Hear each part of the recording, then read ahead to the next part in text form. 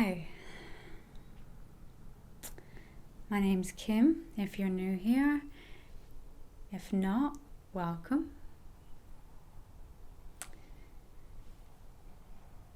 So,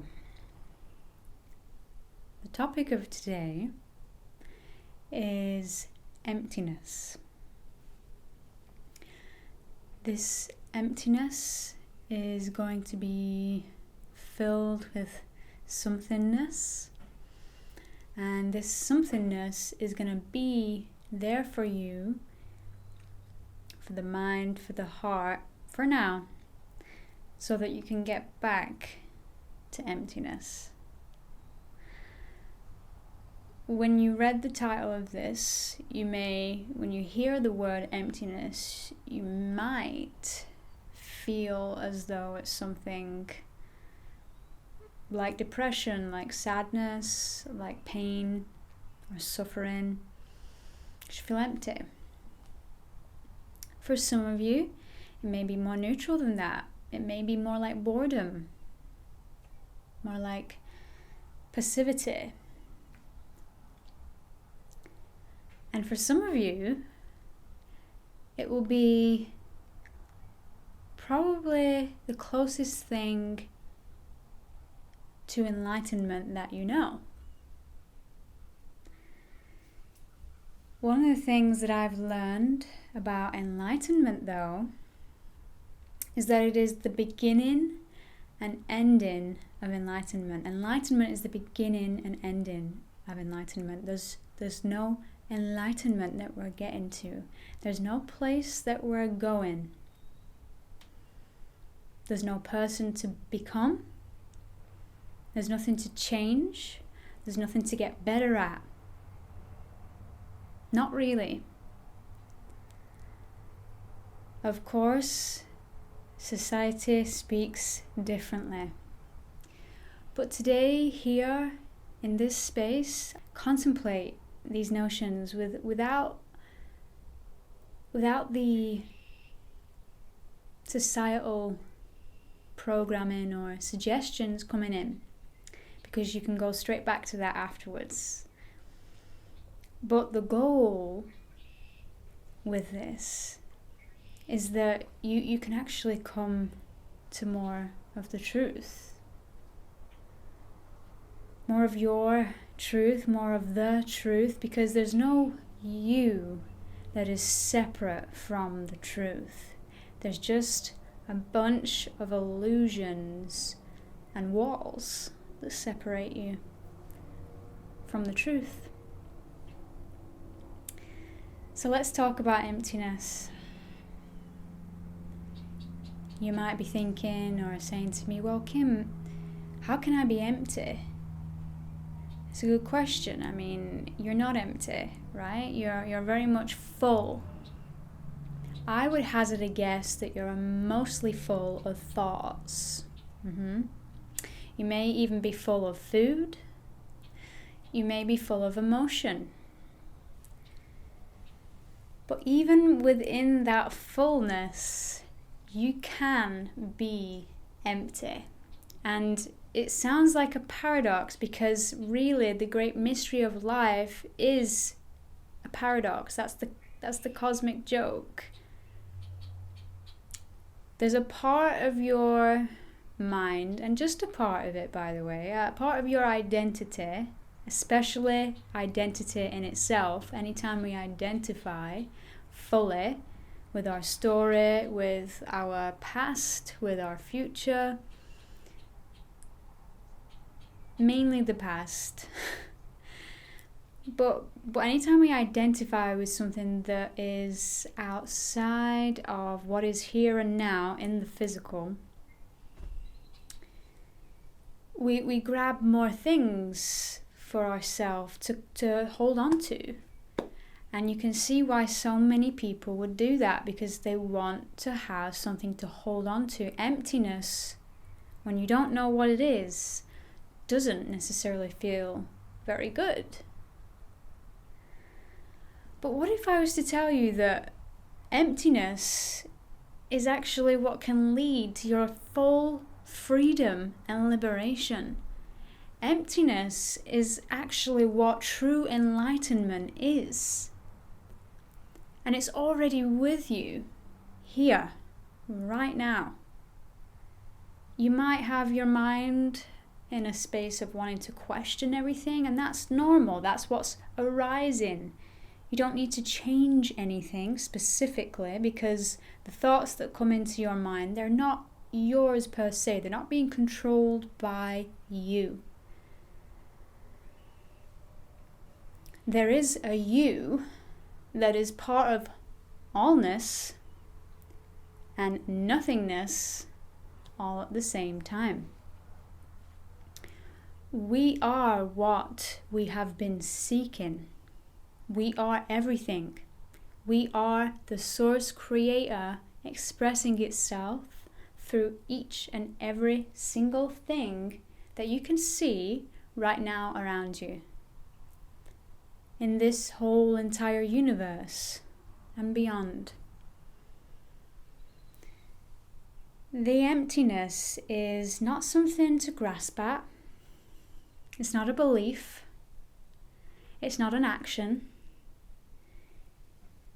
It's as simple as going about your everyday moments. And every time you have a thought, every time you have a feeling, you ask a question that doesn't need to be answered for once.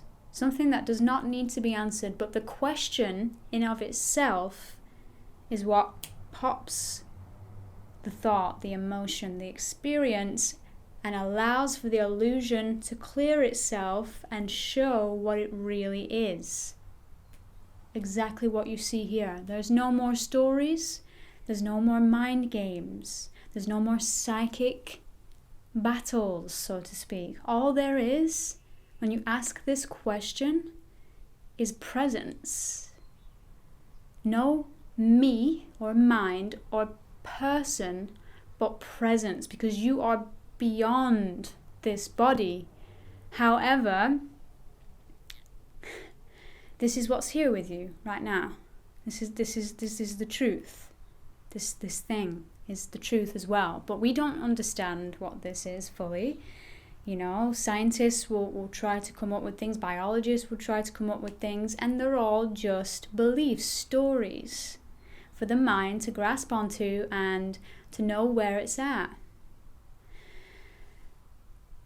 The future pacing stuff is useful to an extent, because when you set goals, you can say to yourself, well, this is what I'm aiming for. But the thing that I want to say to you is that you don't even need to necessarily go into the past, to necessarily go into the future about your life.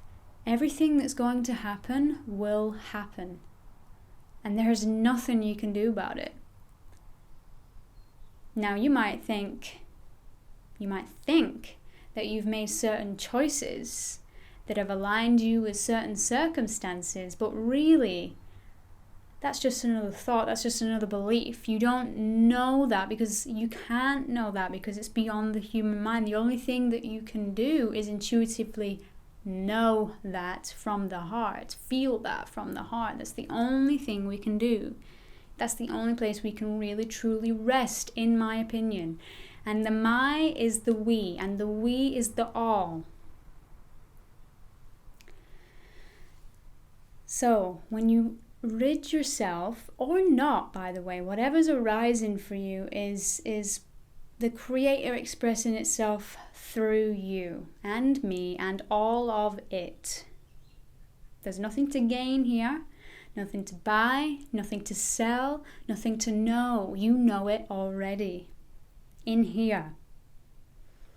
But I know questions will arise in multitudes. But those questions will go on for forever and infinitum. There is no end to that mind loop that we all have been very much caught up in. Each side of the spectrum. But how freeing it is to know that right here, right now, you are free. Once those smoke and mirrors released, all that is left is presence. All that is left is everything and nothing.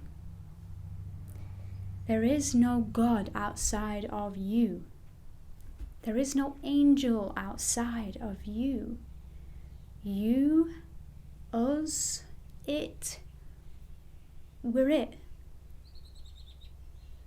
Now, that doesn't mean to say life has to be boring, because now I'm not going to have all of these stories that tell me how far I've been and how far I'm getting to. Those are perfectly okay if that's what's arising for you on any one given moment. They're still fun. Why do you think we tell so many stories in our day, in our year, in our society, in our cultures? We love it. The stories, though, have to be allowed for what they are, just an illusion. They're not the real thing. The real thing has no other meaning than what you give it. There is nothing inherently that you need to know outside of what you already do. Now, other people won't tell you this. Some will, because they know it already. And some do. Feel it, know it, intuitively understand it. Alright? Others, though, want to keep that thing going because they don't know. They don't necessarily know any better, because the mind, in all of its grandiosity, can never know, and it frustrates the heck out of us. We can think that we know what this is, but there's no way to define it. There's no words outside of what I'm speaking to you right now that define it. It's already you. It already is. Emptiness. Nothingness. Allness.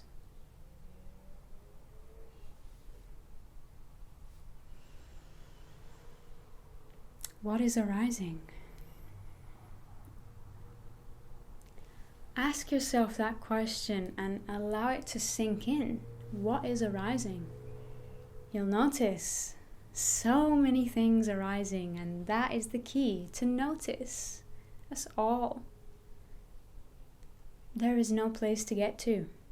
We are not going anywhere. This is the end and the beginning simultaneously, infinitely. We are it, and we will spend the rest of our lives trying to figure out what that it is. But really, we're just here for the ride. Because we are part of what created all of this. This place, life as we know it. We are part of that. We basically are that. But we're asleep. We've forgotten. So every single day, you and I both, you and I, there's no real separation, although there are separations. That this is a wooden cabin.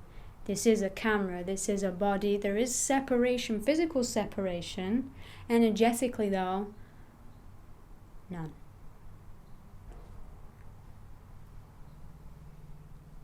So really what we'll continue to do is wake up to this one simple fact of emptiness, of nothingness, and yet allness every single day for the rest of our lives. Or we can continue chasing the illusion that we aren't good enough yet. We aren't enlightened enough yet. We don't know enough yet. We haven't experienced enough yet. All of those things will happen naturally as a part of what's arising. Of course, life it's not boring. It doesn't have to be empty space is boring. What you fill it with, it is up to you. But remember that you're also you're you, but you're it. So it's all kind of coalescing. Yeah, it's you want for your free will to be of the divine source creator, because it is where there really is no more suffering. Now, I'm not telling you that you'll never face pain again, or fear, or sadness, or anger. Those things will come along, but because you're not attached to them, although you may be very attached to them, and whatever arises for you is perfectly okay. There's just no more separation between the light and the dark that needs to be had. We can understand now. We can understand that it's part of the same, and just because one feels better than the other does not mean that we should spend our entire life trying to feel good, trying to get somewhere, trying to feel better, because we don't want to feel these things. Well, this is what we're here to really understand, is both. What is arising? What am I really, what is it? What's arising? And you can observe it, and it floats on by, no matter what it is. There is no right or wrong. Everything is perfect and unconditional love in the eyes of allness, which you are, which is nothingness.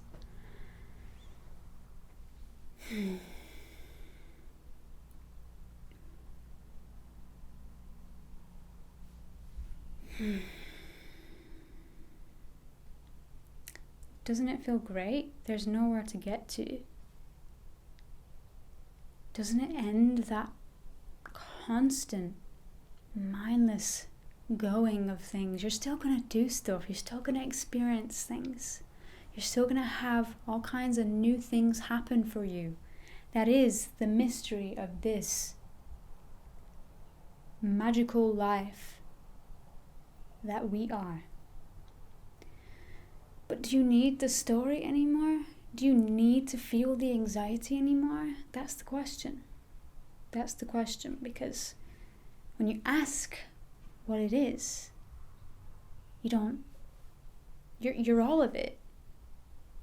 Source is all the darkness, all the light. It is allness. So all of it is perfect and okay. But your heart knows. Your heart knows. And your heart is where you can rest in peace, love, and joy. Thank you for listening. I'll try my best to answer any questions you may have, but remember, the question is more of a monologue for you, and others may answer it, I may answer it. But the journey of becoming is surrendering. Is surrendering to all that you thought you knew, and just beginning again. Just beginning again every moment, new moment. So we are creating all things new at every moment. And like I say, that doesn't mean that duality doesn't still exist for some of us. It very much does, but you can choose to go beyond that space just by simply asking, what is arising? What is arising?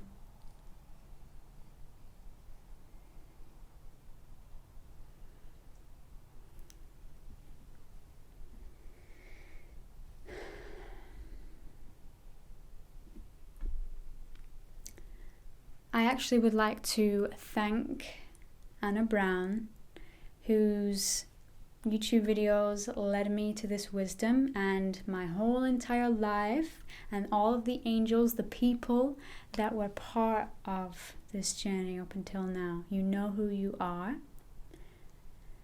I couldn't have done it without you.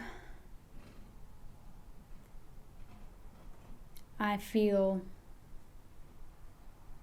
that there's more to learn, yes, but there's nothing to learn, yes. In this case, it's a case of remembering every single time, remembering what you really are.